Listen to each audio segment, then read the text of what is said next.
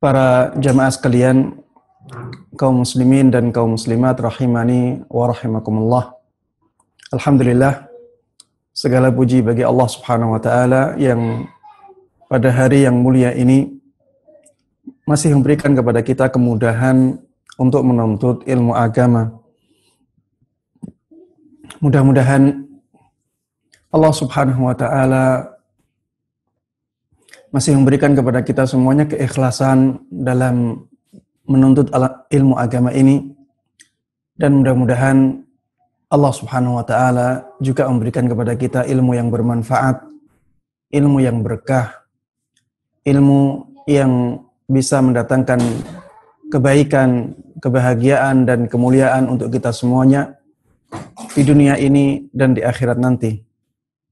Salawat dan salam semoga selalu tercurahkan dan terlimpahkan kepada Nabi yang sangat kita cintai, sangat kita kagumi, sangat kita junjung tinggi, selalu kita taati, selalu kita percayai, Nabi Agung Muhammad sallallahu alaihi wasallam.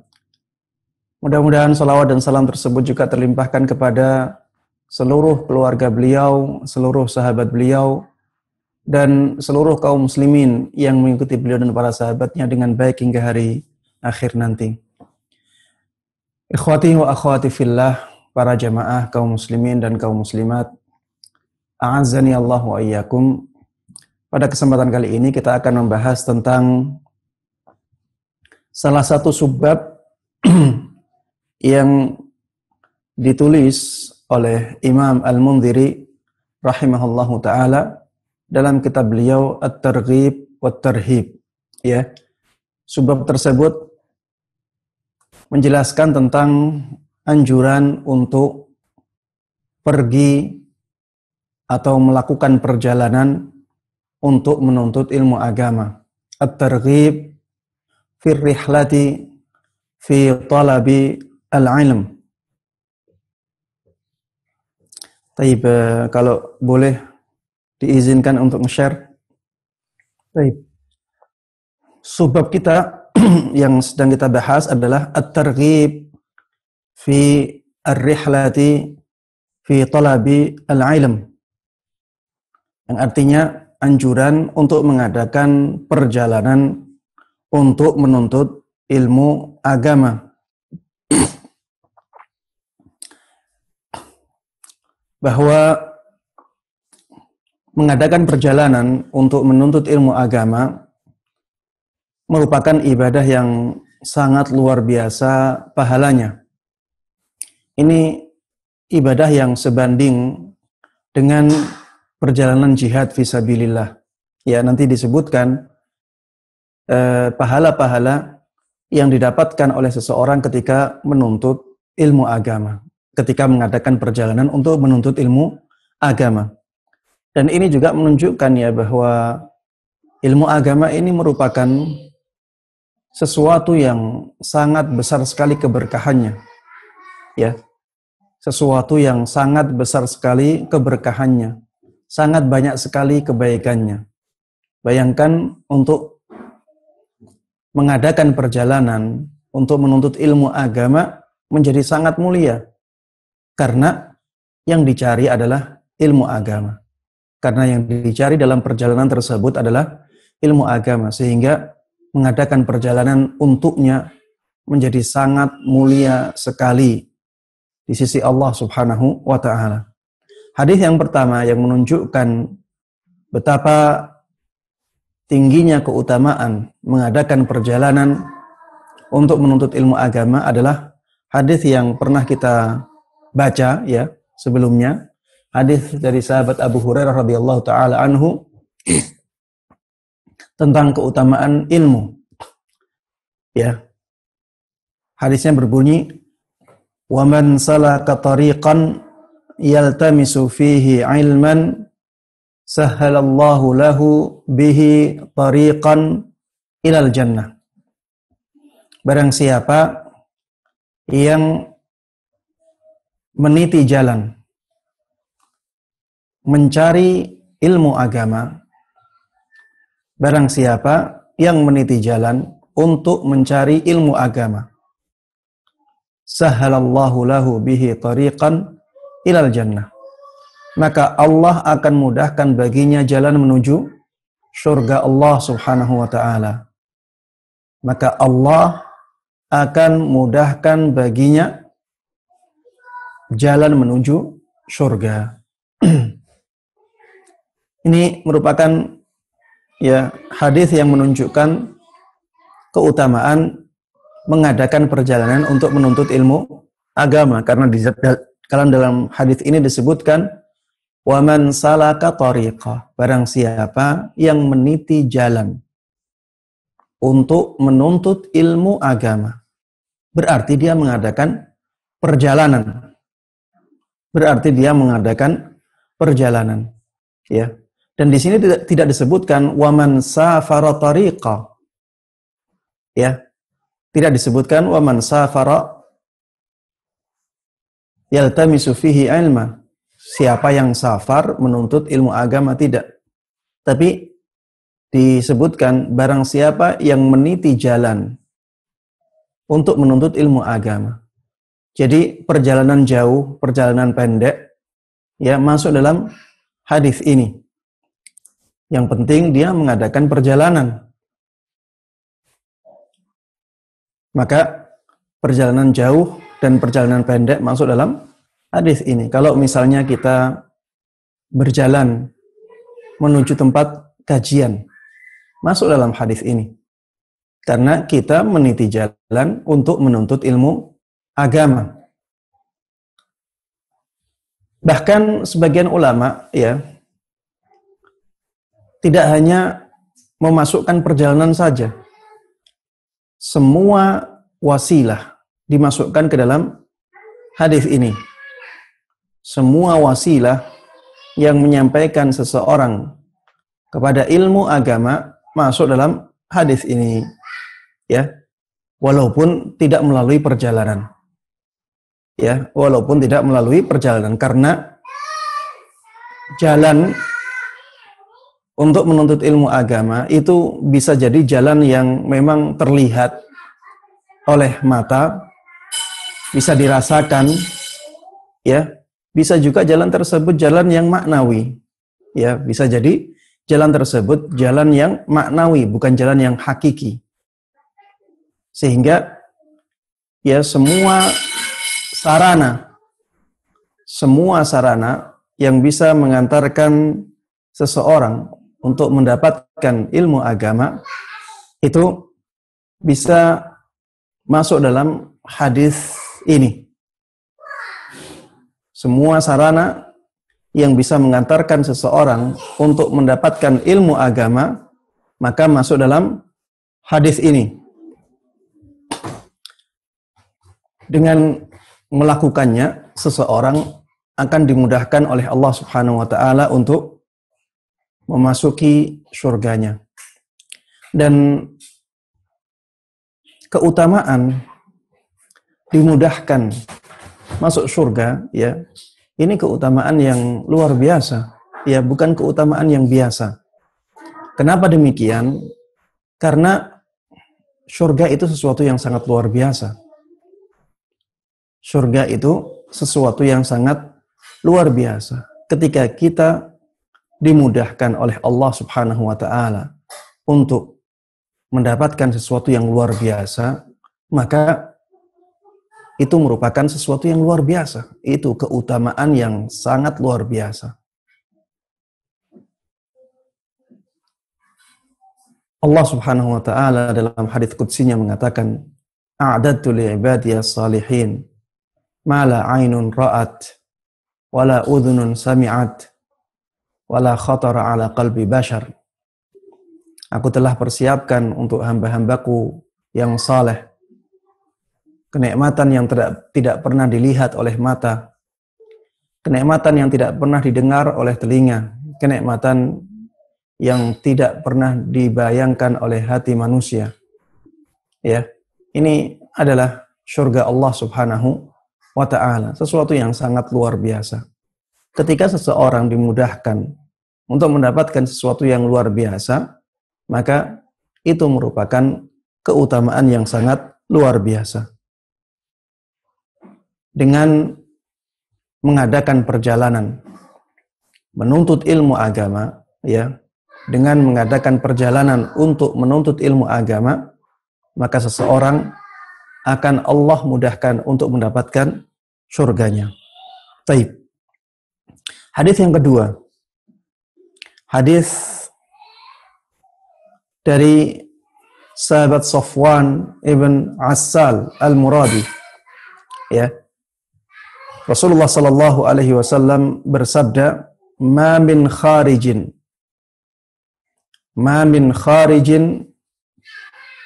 kharaja min baitihi fi talabil ilm illa wada'at lahul malaikah ajnihataha ridan bima yasna."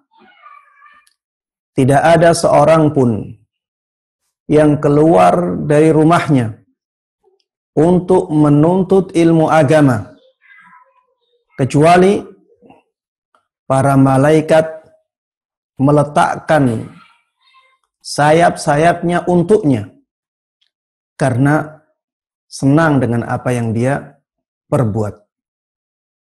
Karena para malaikat tersebut senang dengan apa yang dia perbuat.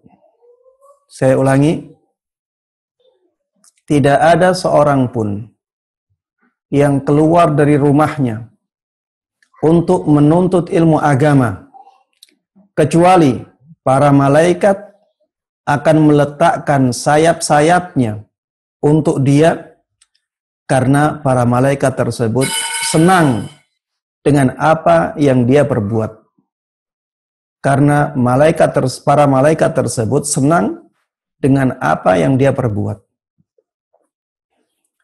Ini juga menunjukkan ya bahwa orang yang mengadakan perjalanan untuk menuntut ilmu agama ini menjadi orang yang sangat dimuliakan oleh Allah Subhanahu wa ta'ala. Buktinya para malaikat pun mereka menundukkan diri mereka. Mereka menundukkan diri mereka untuk seorang yang melakukan perjalanan menuntut ilmu agama. Dan ketika malaikat yang sangat mulia tersebut menundukkan dirinya kepada seseorang, ya, ini menunjukkan bahwa orang tersebut merupakan orang yang sangat dimuliakan oleh Allah Subhanahu wa ta'ala. Ketika malaikat yang sangat mulia itu mau menundukkan dirinya kepada seseorang, maka ini menunjukkan bahwa seseorang tersebut sangat dimuliakan oleh Allah Subhanahu wa ta'ala. Karena malaikat itu makhluk yang maksum. Malaikat itu tidak mungkin melakukan kesalahan. Apa yang dilakukan oleh malaikat pasti sesuai dengan perintah Allah Subhanahu wa ta'ala. La ya'sunallaha ma amarahum. Mereka tidak akan memaksiati apa yang diperintahkan kepada mereka. Wa yaf'aluna ma yu'marun. Dan mereka akan melakukan apapun yang diperintahkan kepada mereka. Ketika para malaikat menundukkan dirinya kepada seorang yang melakukan perjalanan untuk menuntut ilmu agama, maka tidaklah mereka melakukan ini kecuali atas perintah dari Allah Subhanahu wa ta'ala. Ya, kecuali atas perintah dari Allah Subhanahu wa ta'ala. Dan itu menunjukkan ya bahwa Allah Subhanahu wa ta'ala sangat memuliakan orang yang melakukan hal ini. Ya. Kalau saja Allah Subhanahu wa ta'ala tidak memuliakan mereka, maka tidak mungkin Allah Subhanahu wa ta'ala memerintahkan kepada para malaikat untuk menundukkan diri mereka, untuk meletakkan sayap-sayap mereka ya kepada orang yang melakukan perjalanan untuk menuntut ilmu agama, ya. Taib. Hadis yang berikutnya. Hadis dari sahabat Abu Umamah. Ini juga ya hadis yang menunjukkan bahwa mengadakan perjalanan untuk menuntut ilmu agama ini merupakan sesuatu yang sangat istimewa sekali. Disebutkan di sini dari sahabat Abu Umamah dari Nabi Muhammad sallallahu alaihi wasallam, beliau bersabda, "Man ghada ilal masjid la yuridu illa an yata'allama khairan aw yu'allimahu kana lahu ka ajri hajjin tamman hajjatuhu." Barang siapa yang pergi ke masjid, barang siapa yang pergi ke masjid, dia tidak menginginkan dari kepergiannya tersebut ya kecuali untuk mempelajari kebaikan atau mengajarkan kebaikan. Dia tidak menginginkan dari perjalanannya ke masjid tersebut kecuali untuk mengajarkan kebaikan atau belajar kebaikan. Apa pahalanya? Kana lahu ka ajri hajjin tamman hajjatuhu. Maka orang ini akan mendapatkan pahala seperti orang yang berhaji dan sempurna hajinya.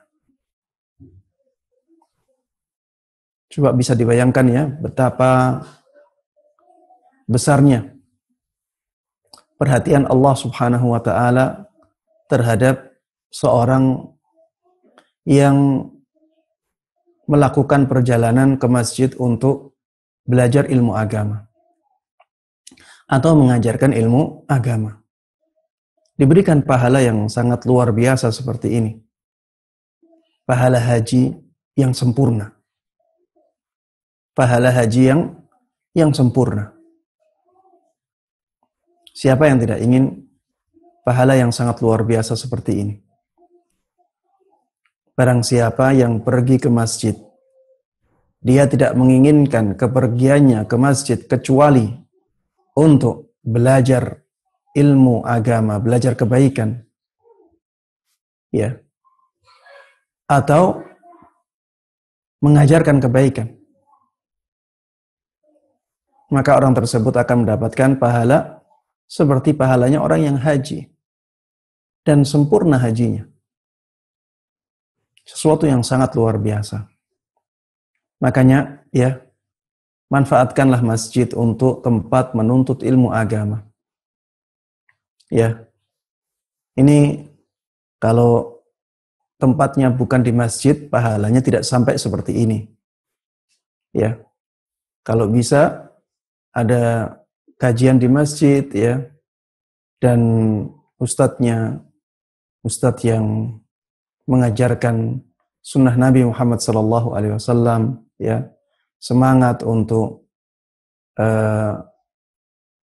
mengajarkan tauhid ya, semangat untuk mengingatkan kepada kesyirikan dan kebid'ahan dan kemaksiatan, maka datangilah kajian itu. Ya, karena pahalanya sangat besar. Sudah dapat pahala yang sangat besar, juga mendapatkan ilmu yang sangat banyak keberkahannya.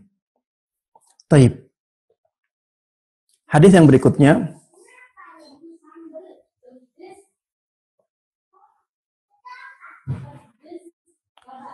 berikutnya adalah hadis dari sahabat Abu Hurairah radhiyallahu taala anhu. Taib. Ini juga menunjukkan bahwa menuntut ilmu agama ini pahalanya sangat luar biasa. Hadisnya berbunyi, "Man jaa'a masjidi hadza." Barang siapa yang mendatangi masjidku ini. Masjidku ini berarti Masjid Nabawi. ya, yang berkesempatan ke Masjid Nabawi, ya, maka jangan sampai dilewatkan kesempatan untuk menuntut ilmu agama di sana. Jangan sampai dilewatkan untuk, ya, ikut halaqah, ikut majelis di sana. Man jaa masjidi hadza lam ya'tihi illa li khairin yata'allamuhu aw yu'allimuhu fahuwa bimanzilatil mujahidina fi sabilillah.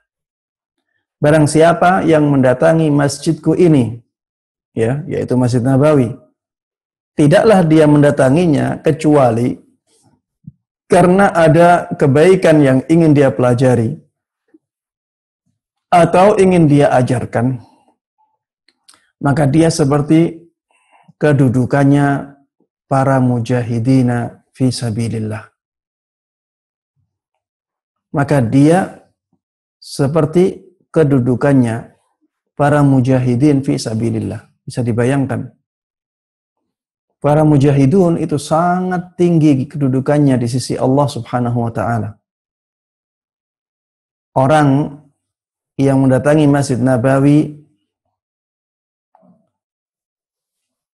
dan dia tidak mendatanginya kecuali untuk mempelajari kebaikan atau mengajarkan kebaikan, maka dia kedudukannya seperti para mujahidin fi sabilillah. Orang-orang yang berperang di jalan Allah Subhanahu wa ta'ala. Ini sesuatu yang sangat luar biasa yang bisa didapatkan oleh seseorang karena menuntut ilmu agama. Ya, ini mengadakan perjalanan ke Masjid Nabawi. Wa man jaa'a li ghairi dzalik. Barang siapa yang mendatangi masjidku ini untuk tujuan yang lain, fahuwa bimanzilatir rajul yanzuru ila mata'i ghairihi. Maka orang itu seperti seseorang yang melihat harta orang lain.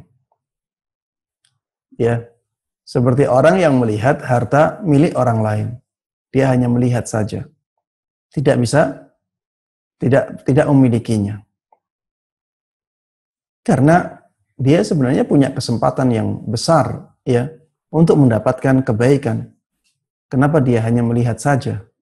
Kenapa enggak mengambil sekalian? Maka ini merupakan keadaan yang sangat merugi. Kalau ke Masjid Nabawi, ya, maka niatkanlah untuk belajar ilmu agama. Kalau ke Masjid Nabawi, maka niatkanlah untuk belajar ilmu agama. Ya, belajar ilmu agama, belajar kebaikan, itu banyak sekali, ya, bisa kita dapatkan di Masjid Nabawi. Ya, apalagi banyak halaqah-halaqah di sana.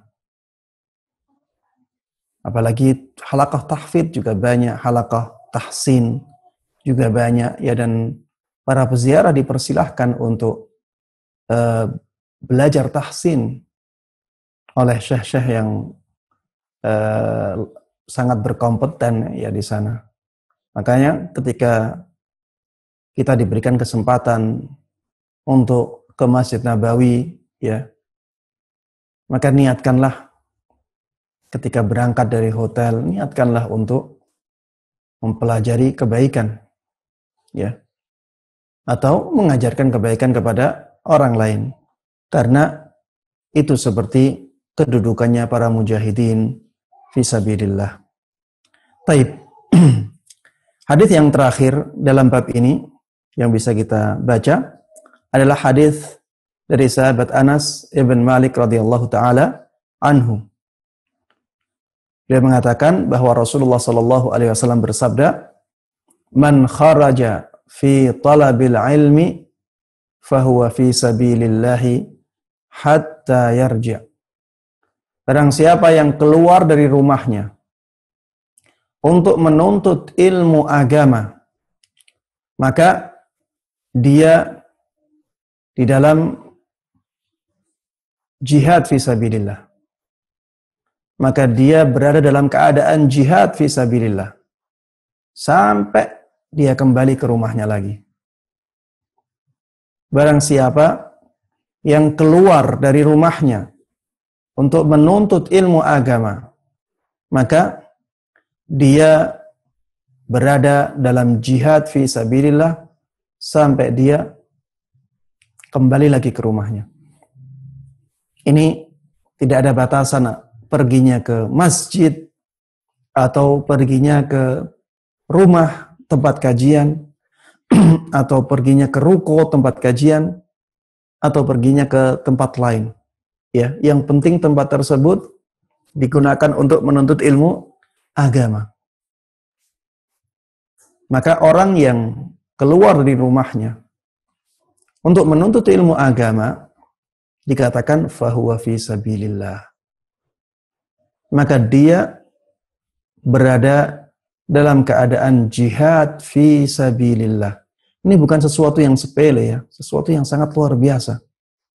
Siapa yang sekarang bisa jihad fi sabilillah yang sesuai dengan syariat? Sangat sulit di zaman ini. Perang di jalan Allah Subhanahu wa taala yang sesuai dengan syariat Allah Subhanahu wa taala. Sangat sulit sekali kita dapatkan ya yang seperti itu di zaman ini. Tapi subhanallah, Allah masih punya pintu-pintu lain untuk kita mendapatkan pahala jihad fisabilillah. Di antara caranya adalah dengan menuntut ilmu agama, ya, mengadakan perjalanan untuk menuntut ilmu agama. Perjalanan di sini tidak harus perjalanan jauh. Ya, bahkan walaupun misalnya tempat kajiannya 100 meter dari rumah, masih masuk dalam hadis ini, man kharaja fi talabil ilm. Barang siapa yang keluar dari rumahnya untuk menuntut ilmu agama, fahuwa fi sabilillah, maka dia berada dalam jihad fi sabilillah hatta yarji', sampai dia pulang ke rumahnya lagi. Taib. Coba lihat hadis-hadis ini ya, 1 2 3 4 5. 5 hadis yang sangat luar biasa, ya. Hadis yang pertama, Allah akan mudahkan jalan seseorang menuju surga. Ya, orang yang meniti jalan menuntut ilmu agama. Kemudian yang kedua, hadis yang kedua, orang yang keluar dari rumahnya untuk menuntut ilmu agama, malaikat akan menunduk kepadanya. Malaikat akan menunduk kepadanya karena senang dengan apa yang diperbuat oleh orang tersebut. Kemudian hadis yang ketiga, orang yang pergi ke masjid, dia tidak menginginkan kecuali untuk mempelajari kebaikan atau mengajarkan kebaikan, dia akan mendapatkan pahala haji, sempurna hajinya. Hadis yang keempat menjelaskan tentang Masjid Nabawi, ya. Barang siapa ke Masjid Nabawi, dia tidak menginginkan ke Masjid Nabawi kecuali untuk mempelajari kebaikan atau mengajarkan kebaikan, maka dia seperti orang yang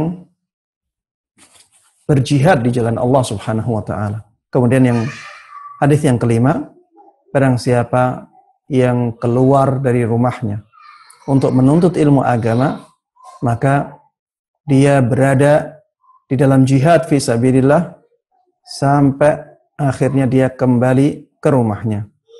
Taib.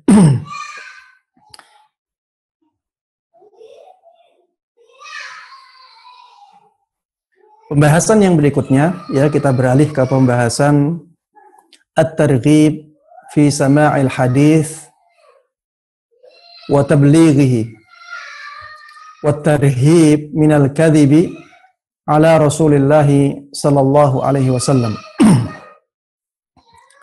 Yang artinya anjuran untuk mendengarkan hadis, menyampaikannya dan menulisnya, dan ancaman dari berbohong atas nama Rasulullah sallallahu alaihi wasallam.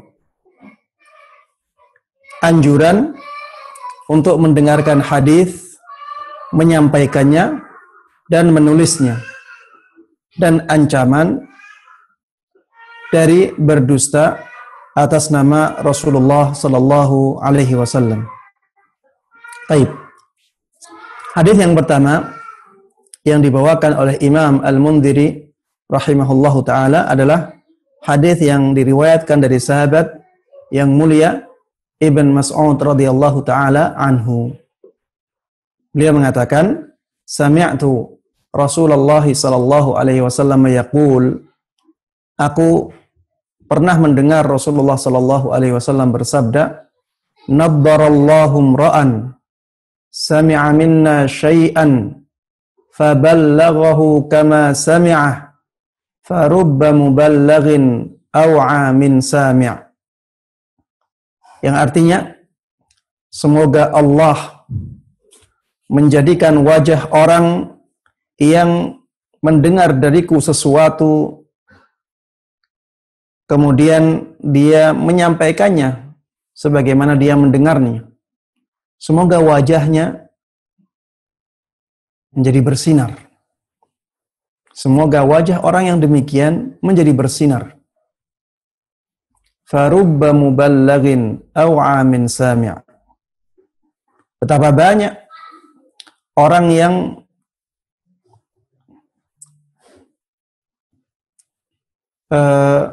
menjadi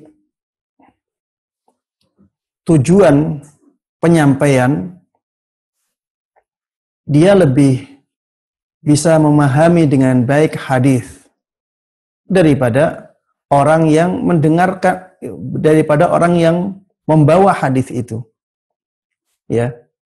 Daripada orang yang mendengar hadis itu dari Rasulullah sallallahu alaihi wasallam. Farubba muballaghin aw'a min sami'. Betapa banyak orang yang menjadi tujuan penyampaian, ya, dia lebih faham terhadap hadis itu daripada orang yang mendengarkan hadis itu secara langsung. Baik.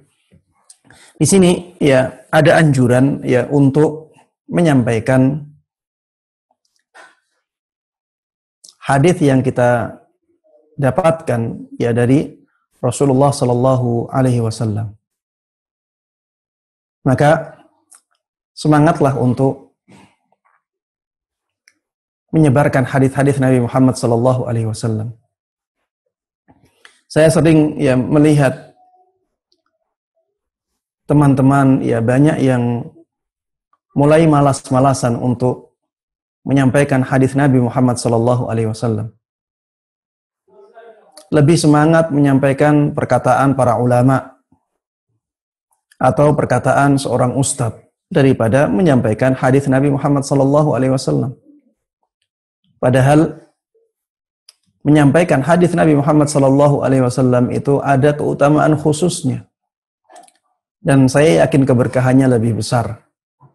Ya, saya yakin keberkahannya lebih besar. Kenapa? Karena tidak ada yang lebih mulia daripada hadis Nabi Muhammad sallallahu alaihi wasallam, ya, selain Al-Qur'an.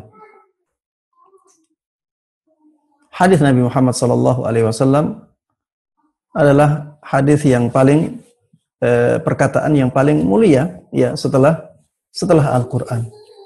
Maka harusnya kita semangat untuk menyebarkan hadis-hadis Nabi Muhammad sallallahu alaihi wasallam. Yang penting ya kita sudah tahu bahwa hadisnya hadis yang sahih. Coba Rasulullah mendoakan demikian. Semoga ya orang yang mendengar hadis dari kami kemudian menyampaikannya sebagaimana dia mendengarnya, semoga wajahnya bersinar. Semoga orang yang demikian wajahnya bersinar. Ini doa dari Rasulullah sallallahu alaihi wasallam. Siapa yang tidak ingin ya mendapatkan doa yang demikian? Maka bersemangatlah. Bersemangatlah untuk menyebarkan hadis-hadis Nabi Muhammad sallallahu alaihi wasallam kepada masyarakat. Farubba muballagin aw 'amin sami'. Betapa banyak orang yang menjadi sasaran penyampaian, dia lebih faham hadisnya daripada orang yang mendengar hadis tersebut langsung dari Rasulullah sallallahu alaihi wasallam. Baik. Di sini disebutkan farubba muballagin aw 'amin sami'. Betapa banyak orang yang menjadi sasaran penyampaian itu lebih faham, ya. Dan ini bukan sesuatu aib, ya. Bukan sesuatu aib apabila ada orang yang menyampaikan hadis ternyata dia kurang memahami hadis itu. Ini bukan sesuatu yang aib. Alhamdulillah dia sudah melakukan sesuatu yang mulia.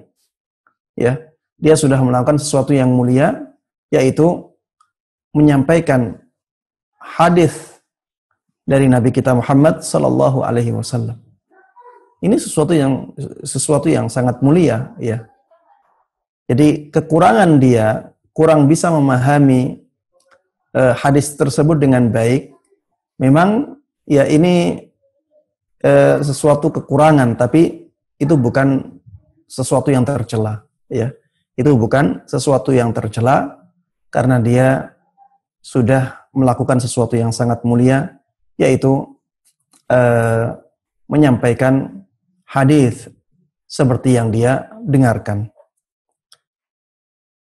Di dalam riwayat lain, ya, doa Rasulullah Sallallahu Alaihi Wasallam dengan doanya Rasulullah Sallallahu Alaihi Wasallam berupa doa kerahmatan.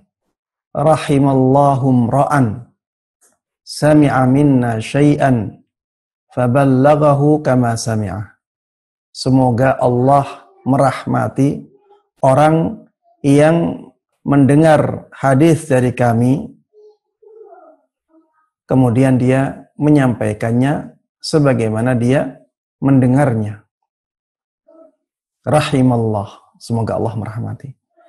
Siapa yang tidak ingin mendapatkan doa rahmatnya Rasulullah sallallahu alaihi wasallam? Kita kalau didoakan orang soleh saja senang, ya. Bagaimana kalau yang mendoakan adalah Nabi kita Muhammad sallallahu alaihi wasallam, makhluk Allah yang paling mulia. Tentunya harusnya kita, ya, semangat untuk mendapatkan doa ini. Doa rahmat, doa agar wajah kita bersinar, ya. Makanya sampaikanlah hadis-hadis Rasulullah sallallahu alaihi wasallam kepada orang lain, kepada masyarakat. Ya. Dengan demikian kita akan mendapatkan doa-doa dari Rasulullah sallallahu alaihi wasallam. Taib. Di dalam hadis yang lain, ya, disebutkan kata-katanya farubba hamili fiqhin ila man huwa afqahu minhu wa rubba hamili fiqhin laisa bifaqih. Betapa banyak orang yang membawa fikih. Betapa banyak orang yang membawa fikih, membawa ilmu agama yang mendalam, ya. Dia membawa fikihnya, membawa ilmunya. Dan dia sampaikan kepada orang yang lebih fakih dari dia.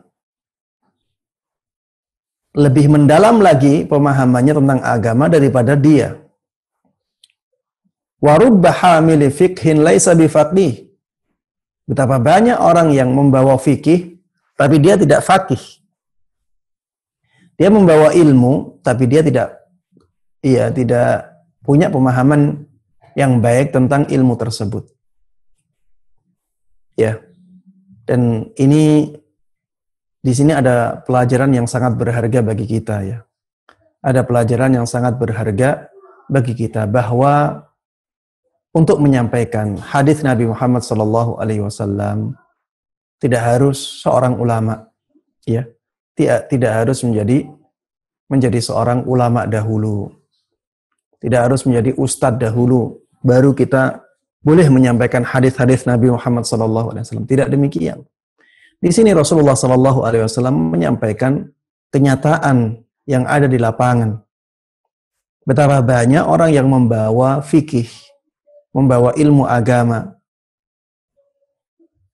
Kemudian dia sampaikan ilmu agama tersebut kepada orang yang lebih tinggi pemahaman ilmu agamanya.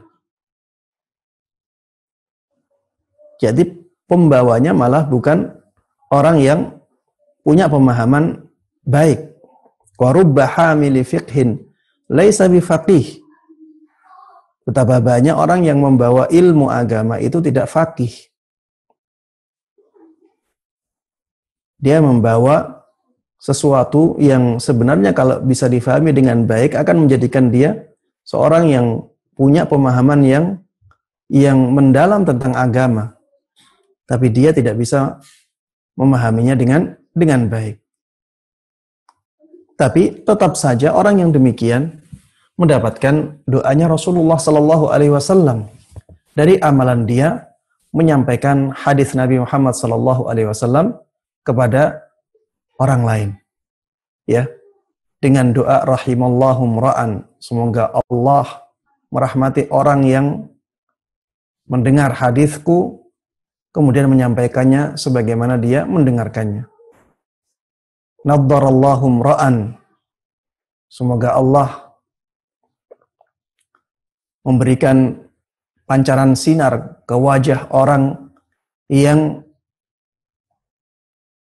mendengar hadisku kemudian menyampaikannya sebagaimana dia mendengarkannya.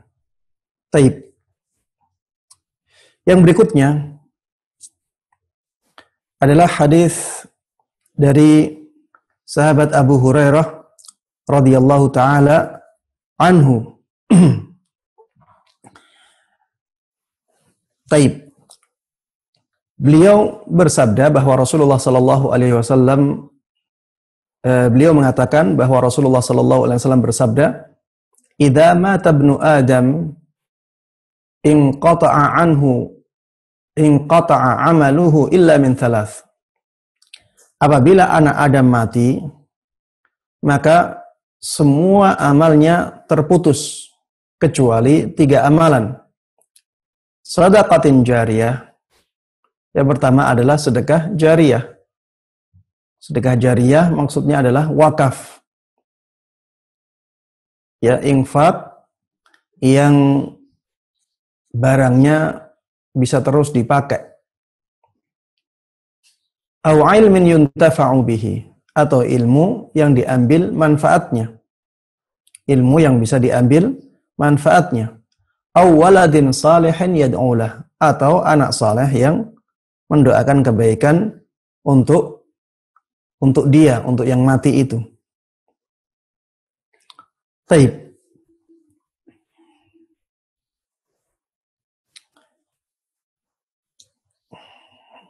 Al-Hafidh Ibnu Hajar Al-Asqalani rahimahullahu ta'ala, beliau mengatakan, wa nasikhul ilmin nafi' lahu ajruhu wa ajru man qara'ahu au nasakhahu au amila bihi min ba'dihi. Dan orang yang menulis ilmu yang bermanfaat, maka dia mendapatkan pahalanya.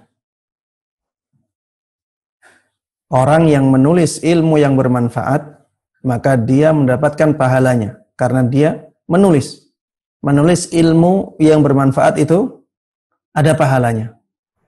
Wa ajru man qara'ahu, dia juga mendapatkan pahala orang yang membacanya. Setelah dia menulis, tulisannya akan dibaca oleh orang.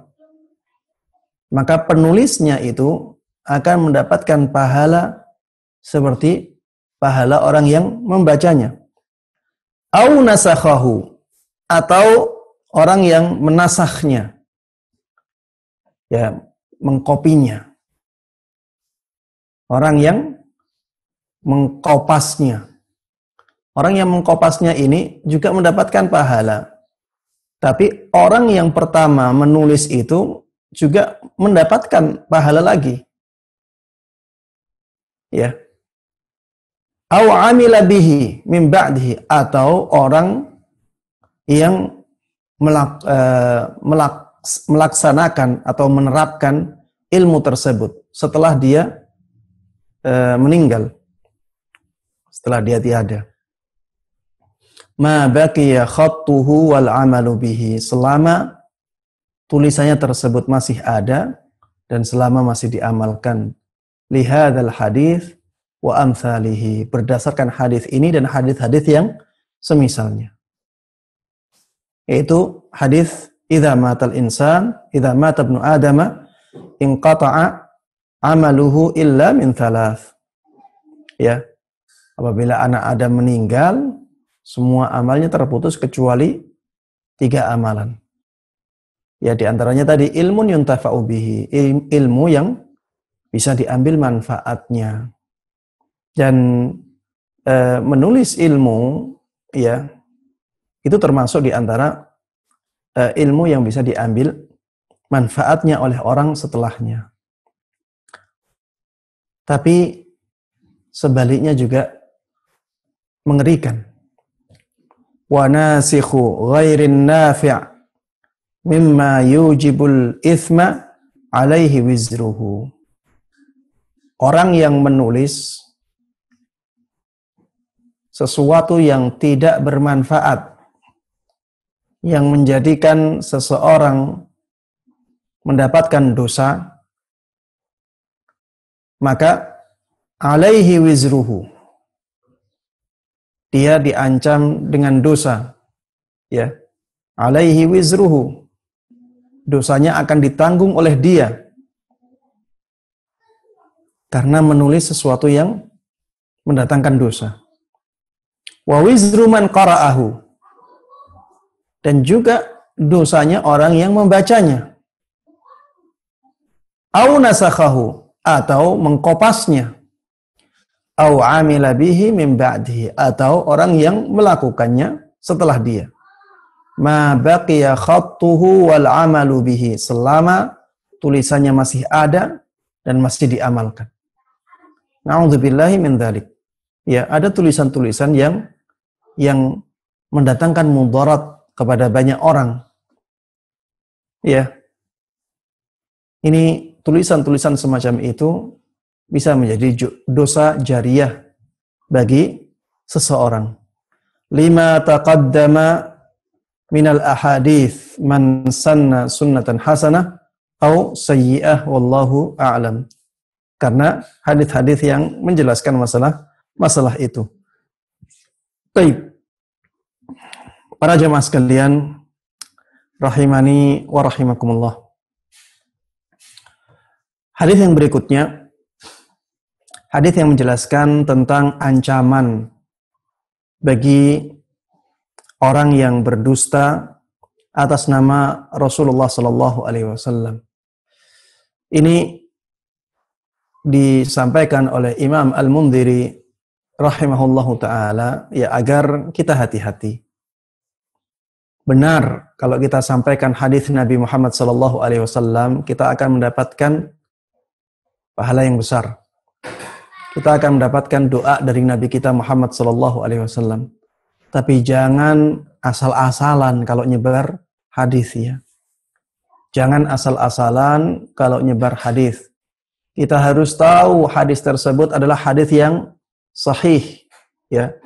Kalau hadis tersebut hadis yang lemah sekali atau lemah atau palsu bahkan, ya, maka jangan sekali-kali kita ikut menyebarkannya. Walaupun tujuan kita baik, walaupun maslahatnya lebih besar, yang menurut kita maslahatnya lebih besar. Walaupun demikian, tapi kalau kita tahu bahwa itu hadis lemah, atau itu hadis yang lemah sekali, atau bahkan palsu, maka kita tidak boleh menyebarkannya, karena ada ancaman di situ. Ya, ada ancaman yang mengerikan. Rasulullah sallallahu alaihi wasallam dulu telah bersabda, man kadzaba alayya muta'ammidan falyatabawwa maq'adahu minan nar. Barang siapa yang berdusta atas namaku dengan sengaja, maka silahkan dia mengambil tempatnya di neraka. Silahkan dia mengambil tempat duduknya di neraka. Na'udzubillahi min dzalik. Ya. Kita kalau ingat neraka, kita harus ingat siksaan yang paling ringan di neraka. Agar kita bisa memperkirakan betapa dahsyatnya siksa neraka. Yang paling ringan sebagaimana disebutkan oleh Rasulullah sallallahu alaihi wasallam, dan siksa ini menimpa Abu Thalib, ya, paman beliau. Yang paling ringan adalah bara yang diletakkan di jari kakinya Abu Thalib. Ya. Bara api yang diletakkan di kaki atau di ujung jari, di bawah jari jemari Abu Thalib. Tapi dengan bara itu yang diletakkan di bawah bisa mendidihkan otak yang ada di kepalanya. Na'udzubillahi min dzalik. Ini yang paling ringan. Sampai otak di kepala bisa mendidih. Padahal dengan bara api, belum apinya. Dan bara itu ditaruh di kakinya, bukan di samping kepalanya, di kakinya. Bisa mendidihkan otaknya dia. Na'udzubillah min dzalik. Betapa panasnya api neraka ya. Kalau baranya saja bisa berefek seperti itu, bagaimana dengan apinya? Maka ketika ada ancaman falyatabawwa maq'adahu minan nar, maka silahkan dia mengambil tempat duduknya di neraka. Ini ancaman yang sangat luar biasa bagi mereka yang tahu hakikat dari api neraka. Yang tahu hakikat dari api neraka, dia akan memahami bahwa ancaman ini ancaman yang sangat luar biasa. Falyatabawwa maq'adahu minan nar. Silahkan dia mengambil tempat duduknya di neraka. Maka jangan sampai kita menyebarkan hadis dari Nabi kita Muhammad sallallahu alaihi wasallam yang kita tahu bahwa hadis itu lemah. Kita tahu hadis itu sangat lemah sekali. Atau kita tahu hadis itu hadis yang palsu. Baik. Hadis yang berikutnya, hadis dari Samurah bin Jundub. Ini juga ancaman bagi mereka yang menyebarkan hadis Nabi padahal dia masih ragu, ya, masih ragu terhadap hadis itu. Dari Nabi kita Muhammad sallallahu alaihi wasallam, beliau bersabda, "Man haddatsa anni bi haditsin yura annahu kadzibun fahuwa ahadul kadzibin."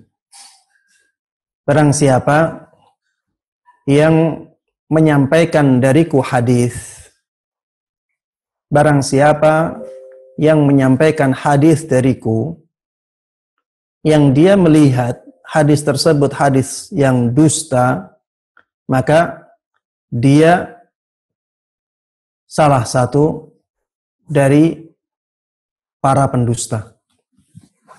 Maka dia menjadi salah satu dari para pendusta. Maksudnya apa? Maksudnya dia seperti berdusta atas nama Rasulullah sallallahu alaihi wasallam. Ya. Dan berdusta atas nama Rasulullah sallallahu alaihi wasallam ancamannya seperti tadi.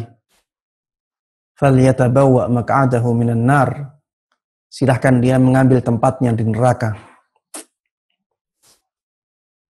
Barang siapa yang menyampaikan hadis dariku dengan hadis yang dia melihat bahwa hadis tersebut hadis dusta, maka dia seperti orang yang berdusta atas nama Rasulullah sallallahu alaihi wasallam. Dalam hadis Al-Mughirah radhiyallahu taala anhu, beliau mengatakan, sami'tu Rasulullah sallallahu alaihi wasallam yaqul, aku pernah mendengar Rasulullah sallallahu alaihi wasallam bersabda, inna kadhiban alayya laisa kakadzibin ala ahad.